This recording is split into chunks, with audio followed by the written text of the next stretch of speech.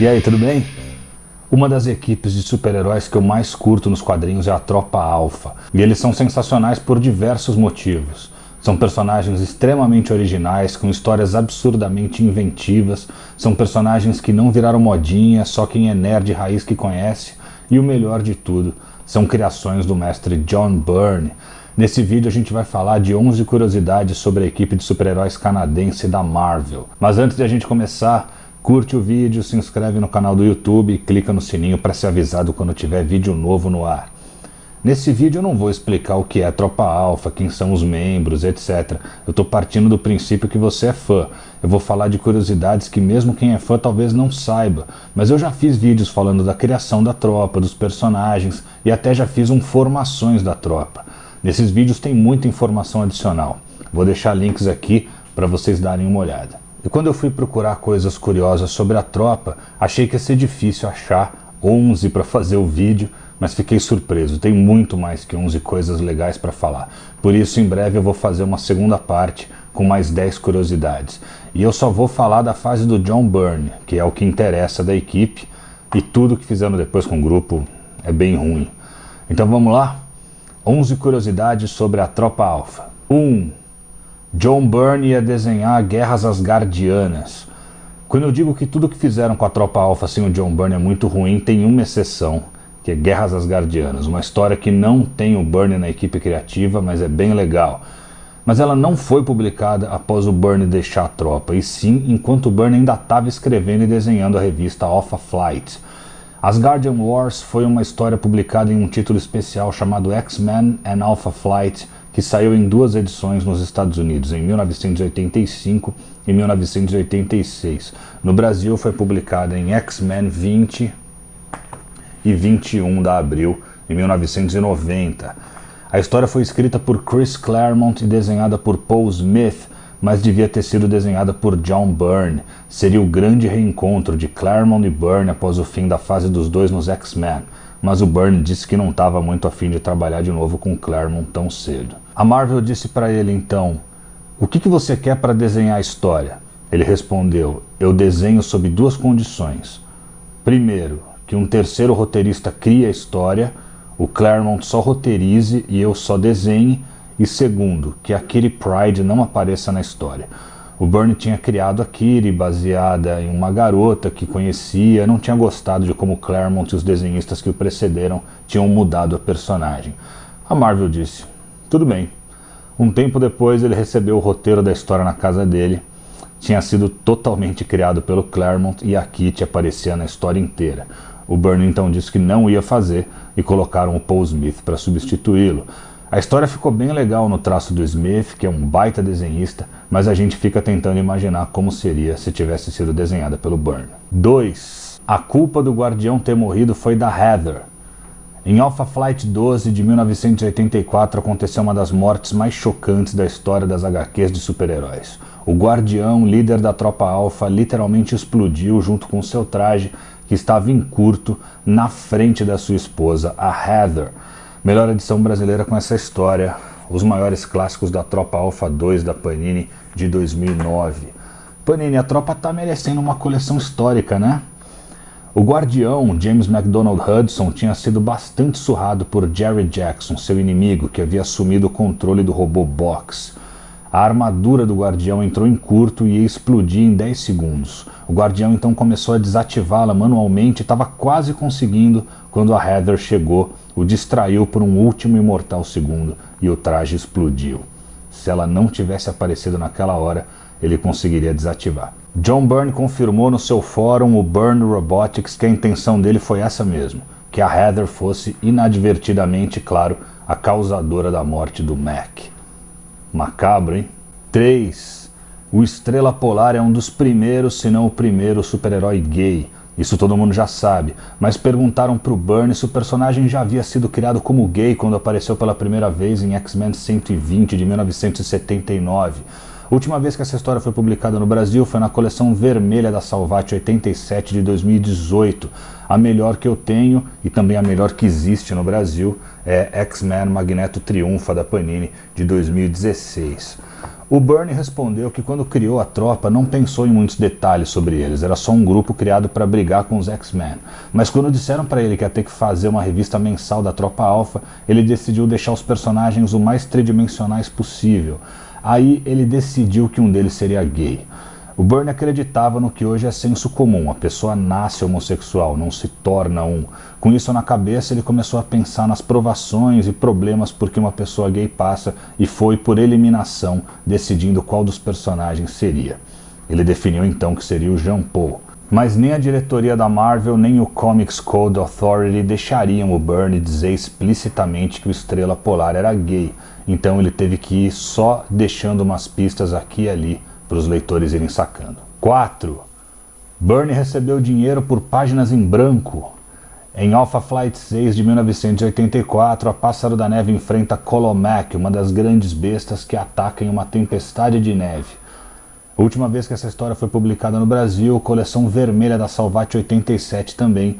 A melhor que eu tenho é essa, os maiores clássicos da Tropa Alpha 1 da Panini de 2007. Essa edição está disponível na Amazon, vou deixar o link aí na descrição. A Pássaro da Neve, como vocês sabem, se transforma em animais brancos do Ártico. Então era uma heroína toda branca enfrentando um monstro todo branco em uma tempestade de neve. O Bernie, então, numa sacada genial, mostrou todo o confronto entre a Naria e a Fera por meio de quadrinhos inteiramente brancos, sem nada desenhado. São 5 páginas da revista sem desenho nenhum, só balões de texto e quadrinhos brancos. Muita gente até hoje pergunta pro Bernie se ele fez isso porque estava com preguiça, se foi porque estava atrasado para entregar o material e principalmente se ele foi pago por essas páginas. Ele disse que foi pago normalmente como seria pago por uma página toda desenhada. Disse que a Marvel considerou que foi uma decisão artística da parte dele. Ele também disse que esboçou a lápis o que estaria acontecendo em cada quadrinho, mas deixou tudo branco de propósito.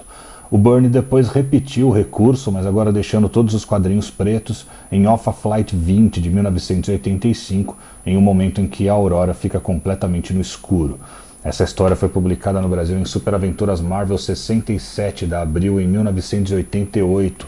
Como a Panini não republicou o fim da fase do Bernie com qualidade no Brasil até hoje, eu comprei esses encadernados importados em 2015 nos Estados Unidos, que vão até o final do Bernie. Panini, CHM da Tropa em 2020. 5. O nome do pigmeu em inglês é Puck. Aliás, a arte aqui do canal é uma caricatura minha como Wolverine dizendo Lost Your Touch, Puck. Essa é uma frase do desenho dos X-Men dos anos 90, clássico episódio em que o Wolverine encontra a Tropa Alpha. Puck em inglês quer dizer gnomo, diabinho. Achei que o nome era por causa disso, mas o Bernie disse que na verdade o nome do personagem significa aquele disco de hóquei no gelo, que em inglês também é chamado de puck. O pigmeu seria como um disco daquele, pequeno e se movendo rapidamente de um lado para o outro. 6. O Bernie gosta de criar personagens que fujam daquele molde de quadrinhos em que todo homem é forte e bonitão e toda mulher é linda e gostosa. Ele sempre quis criar pessoas mais reais, mais críveis, mas sempre que ele deixa um título, os artistas que o precedem acabam deixando todo mundo bonitinho e padronizado. A Kitty Pryde dos X-Men é um exemplo. Bernie quis fazer uma menina com uma beleza não convencional, parecida com a Sigourney Weaver quando jovem, mas artistas que vieram depois dele, como Paul Smith, deixaram ela com uma beleza clássica, tipo Brooke Shields. Na Tropa Alpha tem vários exemplos disso. Madison Jeffries era desenhado pelo Bernie como um cara meio feio, um cara comum. Na fase do Bill Mantlo ele virou um cara genérico, bonitão e até teve um romance com a Heather. Vocês acham que o Bernie faria a Heather namorar o Jeffries? O próprio Pigmeu era um anão de verdade, não um cara enfeitiçado como o Mantlo resolveu inventar mais tarde. Era um cara com acondroplasia, uma espécie de nanismo que existe na vida real. E era bem feioso também. Quando o Mantlo inventou que ele era um cara de estatura normal, possuído por um demônio, o Judd ficou mais boa pinta e convencional. O Box era um gordinho que não tinha as pernas, nada mais longe do estereótipo do herói convencional. Era um homem aleijado, mas de alma nobre. Na fase do Mantlo ficou bonito, ganhou pernas e enlouqueceu. A Heather, apesar de ser uma moça bonita, não tinha aquela beleza clássica. Bernie a desenhava com um nariz um pouco grande. Ele baseou as suas feições nas da atriz Lisa Blount. Acabaram transformando ela na gostosona musculosa também. E até o Selvagem, que tinha características físicas bem peculiares, acabou virando um cara normal nos anos 90. 7. Em 1999, a Toy Biz, que detinha os direitos de fabricar brinquedos da Marvel na época, lançou 6 action figures da Tropa Alpha que vinham 2 por cartela. Em um vinha a Heather com o traje de Vindix, e nem foi ideia do Byrne isso, ela só passou a usar o traje depois que ele saiu. Ela vinha com o Sasquatch, em outro o Estrela Polar com a Aurora e em outro Pássaro da Neve Pigmeu. O Byrne foi contratado para fazer as ilustrações das cartelas dos bonecos. Na frente vinham os personagens e no verso uma autocaricatura do próprio Byrne. Ele disse que recebeu muito bem para fazer essas ilustrações, muito mais do que ganha com royalties da Marvel por obras que deram muito mais trabalho para fazer. O Byrne disse que recebeu $20 mil por esses desenhos das cartelas dos bonecos, mais que R$80 mil. Uma bela grana. 8. Se o Byrne não tivesse saído da equipe criativa para fazer o Hulk, a Tropa Alpha ia perder os poderes. Dessa nem o Byrne lembrava. Eu já falei em outros vídeos que o Byrne nunca gostou muito de fazer a Tropa Alpha. Sempre achei bastante irônico isso, porque eu considero um dos trabalhos mais geniais dele. Ele acha os personagens superficiais e, por serem criações dele e não personagens clássicos da Marvel, não se interessava muito por eles.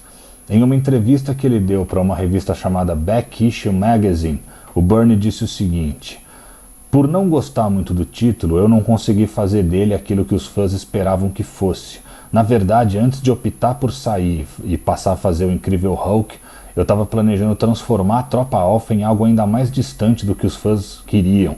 Eu ia fazer todos perderem os seus poderes permanentemente e transformá-los em algo como os Desafiadores do Desconhecido. Para quem não conhece, os Desafiadores do Desconhecido são um grupo da DC Comics formado só por humanos normais que investigam fenômenos científicos e sobrenaturais. Eu sempre quis que o Byrne fizesse um Elsewhere da Tropa Alpha, como está fazendo dos X-Men. Para quem não sabe, o Byrne voltou a escrever e desenhar os X-Men em forma de fanfic. Ele começou do fim da saga da Fênix Negra e está reescrevendo a história dos X-Men como ele gostaria que fosse. Já postei umas páginas de Elsewhere em vídeos antigos meus, vou deixar um link na descrição para quem quiser dar uma olhada. Então eu queria que ele fizesse o mesmo com a Tropa, começasse a reescrever de onde parou, no número 28 da revista Alpha Flight. Mas se fosse para ele fazer isso, transformar todo mundo em humano normal, eu não sei se eu queria não. O Byrne disse que não lembra de ter dado esse depoimento para a revista, nem se lembra de ter tido essa ideia. Fez bem de esquecer. 9. Os furos da falsa ressurreição do Guardião. O Guardião morreu em Alpha Flight 12 e foi um dos momentos mais marcantes da história dos quadrinhos, mas na edição 22, a Heather está andando na rua e vê James, o Guardião, vivo. Ela corre atrás dele, mas ele some na multidão. Essa história está inédita no Brasil. Na edição 25, o Guardião retorna, com uniforme e tudo. Ele explica para Heather que a explosão do seu traje, ao invés de o destruir, o deslocou no tempo e no espaço. Ele foi parar em Ganymedes, uma lua de Júpiter, em uma época em que a Terra ainda estava na pré-história. Lá ele foi ajudado por uma raça alienígena com um nome quase impronunciável, os Quorn, que o ajudaram, o curaram e o colocaram em hibernação por séculos até chegar à época atual e voltar de novo para a Terra. Essa história foi publicada em Super Aventuras Marvel 75 de abril de 1988. Era uma história muito absurda, ir parar em Júpiter, no passado, ficar hibernando. E o Byrne fez de propósito. Ele quis ver que fãs iam cair nessa e quais iam ficar desconfiados. Eu confesso que quando eu li, ainda moleque, eu achei a história meio estapafúrdia, mas eu curti que o Guardião tinha voltado. Ele disse que a maioria dos leitores também ficou muito feliz com a volta do Guardião e nem questionou o absurdo da história. Mas claro, era tudo enganação. O Guardião era, na verdade, a robô Delphine Courtney, que queria vingar a morte de Jerry Jackson. A gente fica sabendo disso em Alpha Flight 26 de 1985, história publicada em Grandes Heróis Marvel 21. Ela é ajudada pela Tropa Ômega, mas eles acabam derrotados com uma ajudinha do Jeffries. Além de a forma que o Guardião teria voltado a ser ridícula, ela também era uma impossibilidade. O Byrne deixou um grande furo na história para ver se os fãs sacavam. E esse furo é: como o Guardião poderia ter sido teletransportado com a explosão, se depois da explosão dá para ver o rosto dele em chamas dizendo o nome da Heather até ser totalmente carbonizado? Claro que era papo furado desde o princípio. O Byrne disse até que quase que a história da edição 12 não foi aprovada pelo Comics Code por causa dessa cena chocante dele em chamas. 10. John Byrne odiou ter que colocar o Beyonder em uma história da Tropa. Talvez ele goste então da versão que foi publicada aqui no Brasil. O editor da Marvel na época em que o Byrne escrevia e desenhava a Tropa, o Jim Shooter, forçou todos os autores a incluírem o Beyonder em suas tramas como parte da saga Guerras Secretas 2, em 1985. Então, a contragosto do Byrne, o Beyonder aparece na última história que ele escreveu e desenhou da Tropa Alpha, Alpha Flight 28. No Brasil, também saiu aqui na GHM 21. O Beyonder salva a talismã de um vórtice liberado pelo Falso Guardião, uma magia que estava guardada dentro da bolsa do Xamã. O Byrne disse que não gosta do Beyonder, e muito menos do Jim Shooter. Disse que é um personagem sem graça, já que ele é onipotente, ele pode fazer qualquer coisa, não tem nenhuma limitação. Mas então, será que o Byrne ia gostar da Alpha Flight 28 que saiu aqui no Brasil? Porque Abril, que adorava mudar os fatos, suprimir personagens e cortar páginas, simplesmente retirou o Beyonder da história. As histórias da Tropa por aqui estavam bem avançadas em relação às de outros personagens. Ainda não tinha estreado Guerras Secretas 2 por aqui, então Abril simplesmente tirou as 2 páginas em que o Beyonder aparece e disse que a talismã conseguiu se livrar sozinha do vórtice. Nem o tirano do Jim Shooter podia com Abril. 11. O Sasquatch é racista e preconceituoso. É verdade. O Byrne, sempre querendo tornar seus personagens pessoas tridimensionais, trouxe à tona um aspecto da personalidade do Walter Lankovsky, o Sasquatch, que não era nada heróico. Em Alpha Flight 17 de 1984, Walter submete a Aurora, sua namorada na época, a um experimento que a faria deixar de ser mutante. A última vez que essa história foi publicada no Brasil, Marvel Saga 5 de 1992. Só que Abril cortou as páginas que mostram Lankovsky transformando a Aurora. A Abril sempre aprontando, né? Eles enxertaram essas páginas na edição 20, que saiu em Super Aventuras Marvel 67, de 1988. O experimento rearranjou as moléculas de Jean-Marie de modo que não fosse mais possível pela ciência detectar o seu DNA mutante. Seus poderes foram mantidos, só mudaram um pouco e ela mudou de uniforme. Agora, as razões para o Walter fazer isso é que foram bizarras. Ele fez isso por preconceito. Ele diz o seguinte na história: as pessoas, os Homo sapiens, temem os mutantes, e enquanto alguns mutantes insistirem em chamar a si mesmos de Homo superior e ameaçarem dominar a Terra, eu acho que as pessoas têm o direito de ter medo.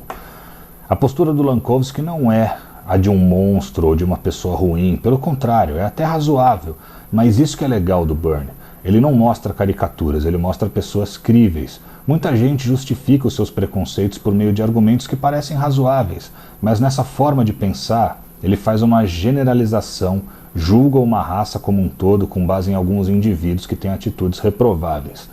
O Byrne disse no fórum dele que o Lankovsky seria o tipo do cara que tentaria desenvolver uma cura gay para o Estrela Polar, por exemplo. Por hoje é só. Não esquece, para comprar HQ com frete grátis e ter acesso ao Prime Video, que vai ter todo o conteúdo do Disney Plus, testa por 30 dias grátis o Amazon Prime, já tem vários filmes da Disney e da Marvel no Prime Video. O link tá aqui na descrição. Semana que vem, a HQ que eu li e o filme que eu vi, Homem-Aranha 2. Alguns consideram o melhor filme do Aranha já feito. O que você acha? Eu vou dizer o que eu acho e fazer aquela comparação de sempre com as HQs. Formações Excalibur, assistindo HQ Wolverine Destrutor Parte 2 e depois tudo o que você precisa saber 18 especial CCXP 2019, tudo que rolou no evento, os autógrafos, as atrações, tudo o que você precisa saber do que aconteceu na maior Comic Con do Brasil. Até lá!